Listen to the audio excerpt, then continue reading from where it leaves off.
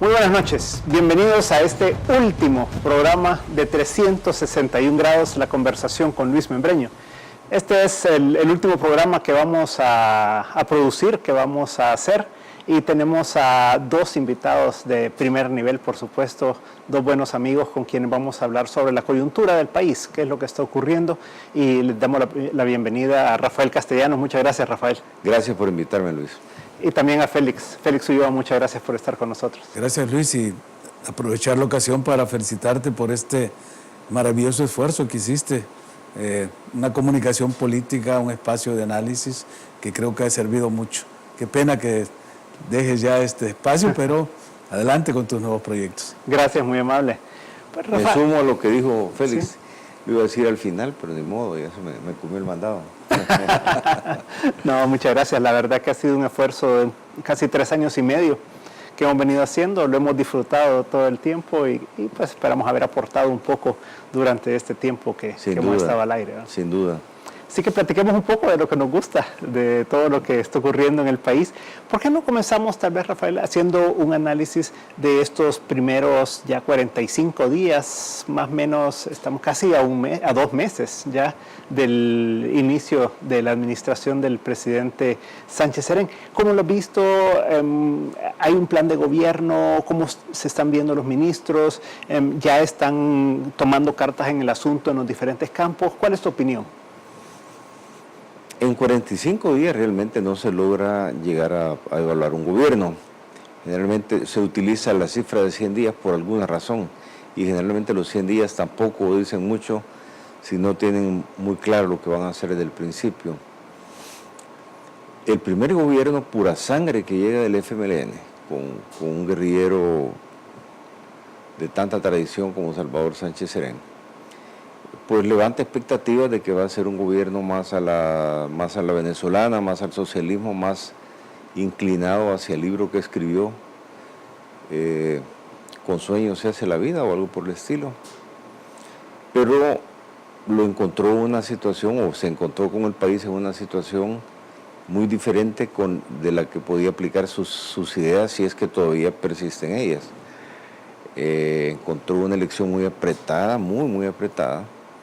Algunos siguen insistiendo en que no ganó el frente. Da lo mismo para efectos prácticos. No da lo mismo, pero sí es una elección muy apretada. Y también, lo más importante, con una geopolítica cambiada.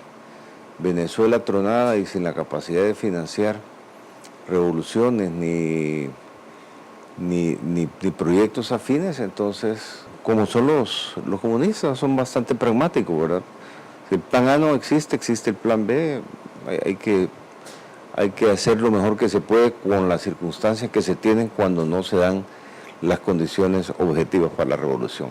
Eso es para los que analizan a la revolución como tal. Entonces dicen, habrá que entenderse con los gringos, hay que entenderse. Encuentran en un estado quebrado también, unas finanzas sumamente deterioradas, una deuda externa insufrible, una caja que no le duraba más que para unos 3 meses, realmente una situación de violencia tremenda, muy difícil, de manera que buscan la forma de lanzar, no digo de hacer un plan B, pero lanzan invitaciones de diálogo, invitaciones de entendimiento a los que Mauricio Funes había atacado tanto. Pues que Mauricio Funes no era un militante del FMLN, pero había sido un permanente confrontador de ANEP y un permanente confrontador de todo lo que él llamaba derecha, ¿verdad? Todo lo que le era derecha se lo adosaba a Arena y los 20 años de Arena. Entonces el cambio de presidente, o el cambio de estilo del presidente, pues yo creo que fue algo muy agradable para el país, el bajar la tensión. Un poco curioso los discursos que él da, porque tiene la capacidad de dar discursos muy diferentes dependiendo del auditorio, ¿verdad? El discurso de Bolivia no es el mismo que dio en Washington, y el discurso, en fin, como que tiene la capacidad de hablarle al auditorio para decir lo que quiere que el auditorio oiga. Y aquí queremos oír lo que nos está diciendo. Queremos creer que, yo soy uno de ellos, Quiero creer que es cierto que Óscar Ortiz está nombrado con empoderamiento para buscar inversiones. Quiero creer que en efecto el Frente ha realizado que la única forma de sacar al país de los problemas que se tienen es creando empleo, y que el empleo solo se crea con inversión, y que para crear inversión, para que se dé la inversión, hay que crear confianza que no se tiene. Confianza jurídica, confianza en el Estado de Derecho, confianza en la violencia que se puede... Y entendimientos que es lo que le ha faltado a este país, que después de 20 años de la posguerra debiéramos de tener más entendimientos que desentendimientos, y yo no veo que sea así. Tal vez no nos agarramos a balazos, pues, pero no nos entendemos. Sin embargo, dentro de este panorama, se presenta Óscar Ortiz, camina, lanzan invitaciones, hablan de diálogo, y eso le parece bien al país. Eso le parece bien al país y da un respiro y da a los empresarios. No es que haya subido la inversión, pero hay mantenimiento de inversión y se mira con lupa. Vamos a ver si es cierto, ojalá, ¿verdad? Ojalá. Metámosle, yo veo a todo el mundo entusiasmado, nadie se ha levantado de la mesa. A pesar, yo no sé si ha habido pláticas por fuera de la mesa que no nos hayamos enterado, pero habla con ANEP y habla con Arena, y a pesar de estar hablando con ellos y de hablar de diálogo, les mete varios goles, rapidísimo. Firma Petrocaribe, aprueban los bonos, hacen el tipo de cosas que no se hacen cuando uno está dialogando. Tiene el paquete fiscal que no ha pasado todavía, no sabemos si va a haber pasado cuando veamos el programa, pero hay grandes posibilidades de eso. Sin embargo, muchos dicen, el error tal vez no está en haber pasado esas cosas, sino que en haber negociado con quien negoció. Porque si negocia con Arena y se ponen de acuerdo dos fuerzas políticas que buscan beneficio para ellos como partidos o para la parte del país que representan, pero no beneficios personales o beneficios menos limpios, vamos a decir, que los que buscan generalmente los partidos pequeños, desde siempre, ¿verdad? Esa no es una costumbre nueva, no solo son los tránsfugas de ahora, antes había otros que le llamaban partido taxi. Posiblemente hubiera logrado un poco más de legitimidad y un poco más de... Estamos ahí. Okay. Todos queriendo dar beneficio de la duda, pero el gobierno tienen un país bastante complicado, solos, ninguno, no hay Superman que lo pueda salvar. Tiene algunos ministros brillantes, el ministro de Educación es uno de ellos, el ministro de Educación es posiblemente el mejor ministro del gabinete, en mi criterio. No se ha sabido mucho de él, pero es un tipo brillante. Fue compañero mío en la universidad, por eso lo conozco. Se mira menos viejo que yo también, pero... Seguimos después, entonces. Perfecto. ¿Cuál es tu apreciación inicial, así, Félix, sobre este gobierno, sobre qué encontró y cómo se ha venido desarrollando hasta ahora?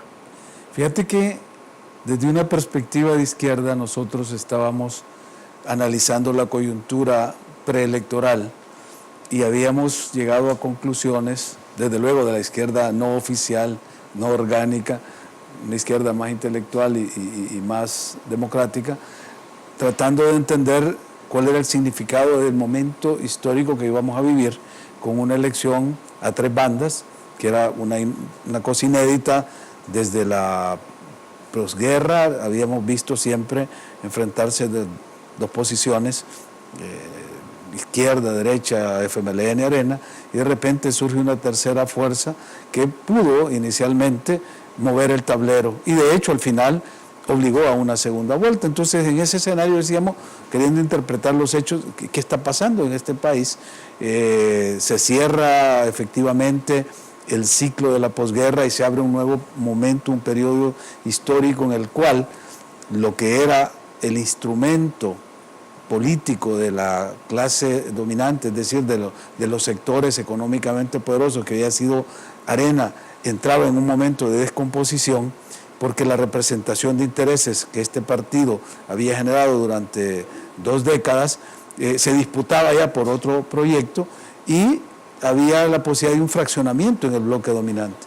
Y por otro lado veíamos que históricamente, esta es una interpretación gramsciana, cuando hay esa crisis en el bloque dominante, en el bloque histórico, es porque hay un sujeto emergente que viene y va a ocupar ese espacio, porque esas crisis generan fisura y permiten el ascenso de otros proyectos, en este caso los proyectos que han padecido la hegemonía del proyecto dominante. Pero vimos que ese sujeto que había sido el FMLN histórico, sujeto que durante la guerra condujo estas fuerzas democráticas, revolucionarias, progresistas, de repente se había transformado en el mismo sujeto de la guerra. Entonces no veíamos que fuera el sujeto que iba a sustituir en el viejo proyecto, en el viejo esquema, en el proyecto de dominación anterior, y entonces dijimos, aquí como que hay una crisis de hegemonía en el sentido más gramsciano de la palabra, porque el viejo proyecto de dominación que está en proceso de resquebrajarse, Arena prácticamente estaba ya al borde, no solo porque se habían ido los diputados, los alcaldes, sino porque no se entendía qué estaba pasando ahí, al grado que se obligó a una especie de congreso para hacer ajustes, cambiar el COENA. Bueno, la decisión en el aparato económico que tenía el partido estaba en esa crisis. Pero en el FMLN tampoco encontrábamos ese sujeto que lo fuera a representar, porque ya los intereses eran más de otro tipo, los intereses económicos que representaba, casi se presentaba como un nuevo grupo económico, lo que en algunos países que vivieron estos procesos se llamó la creación de una nueva clase, la nomenclatura del partido. Y entonces dijimos, bueno, aquí, ¿esto cómo se va a resolver? ¿Y a qué nos va a llevar esta nueva situación postelectoral? Al final vimos que después de las elecciones, los 2 proyectos se enfrentaron en la segunda vuelta, el resultado electoral reflejó esa crisis de hegemonía, porque ninguno de los 2 proyectos es hegemónico, ninguno se puede imponer en la sociedad, y entonces surgía lo que muchos interpretamos como el mandato del pueblo de que había que sentarse a negociar, un poco lo que Gramsci llama la revolución pasiva, es decir, que se queda ahí como congelada y obliga a las fuerzas a sentarse y negociar para reconstruir un nuevo proyecto histórico. Entonces estamos en esa fase. Yo siento que el nuevo gobierno que llega con un FMLN bajo esas condiciones y encuentra ya una recomposición en el bloque histórico tradicional, porque Arena trató de recomponerse, el famoso G20 logró cohesionar, aunque siguen ahí diversas representaciones de intereses, pero la mesa del diálogo es la que aparece en el escenario. Lo que no vemos es cómo se está utilizando esa mesa de negociación, porque nos cae una coyuntura ya también preelectoral donde los intereses para la reelección de diputados, alcaldes empieza a tomar protagonismo, y los acuerdos fundamentales de nación que deberían de estarse discutiendo en la mesa están cediendo a los intereses, los apetitos reeleccionistas o electorales de muchos de los dirigentes de ambos partidos. Entonces eso ha creado un vacío porque no se ha podido establecer la agenda de la negociación. Ese mandato que dio el pueblo con el resultado electoral que estaba 50-50 no se refleja en establecer una agenda para la negociación. ¿Cuáles son los puntos que hay que negociar? El de seguridad, el aspecto económico, la reforma fiscal, la migración que nos está golpeando ya. Este tema de los niños nos vino a sacar esa basura que habíamos escondido bajo la alfombra, porque nadie habla de la migración, solo hablan de los 4.000 millones que vienen de remesa, pero esos vienen llenos de sangre, sudor y lágrimas, ese dinero, y no tenemos una política pública sobre el tema migratorio, a pesar pues que el presidente Sánchez Serén dijo que en su discurso inicial que iba a gobernar para los salvadoreños que viven en el país y los que viven fuera. Pues bien, ese vacío queda porque no hay agenda, porque no hay términos, plazos para abordarlos, porque no hay equipos negociadores. De repente tú ves que están allá en ANEP y ves gente del gobierno, gente del partido, gente de las cámaras empresariales. Entonces decir, bueno, ¿y quiénes son los interlocutores en la negociación? No hay equipos formales.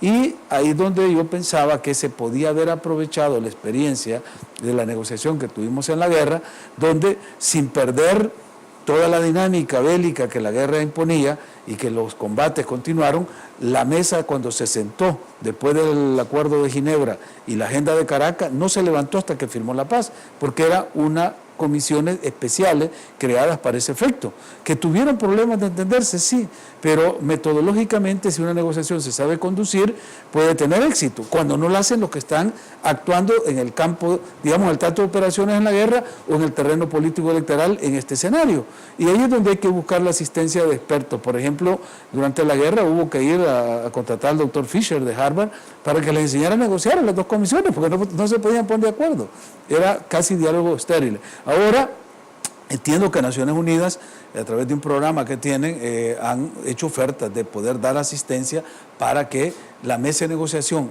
se instale en este periodo y no sea afectada por la dinámica electoral. Y ese sería, digamos, ese reto para que desde los 100 días o cumpliendo los 100 días, el pueblo verá claramente que sí hay una voluntad del partido de gobierno, ¿verdad?, con los sectores económicamente productivos y las fuerzas vivas del país, de buscar ese rumbo que se le va a dar al país en este quinquenio. Si no, nos vamos a quedar en unos, digamos, espejismos de negociaciones que van a ser utilizados electoralmente y no vamos a llegar a acuerdos sustanciales. Ok, vamos a un corte comercial y creo que esto nos da pie para discutir este tema que es el fundamental, ¿verdad?, los acuerdos políticos de largo plazo del país.